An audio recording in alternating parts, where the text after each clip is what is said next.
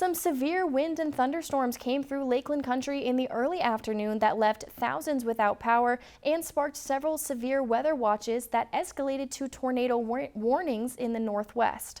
While the storm did not do as much damage as the June windstorm last year, the Bemidji Jaycees announced that their water carnival tent set up at the Lake Bemidji waterfront was a total loss. The tent, which has made its summertime appearance at the carnival for at least 15 years, was ripped apart by the strong winds. First responders and volunteers responded to clean up the debris before the official start of the 82nd annual event, which is set for Wednesday, July 1st.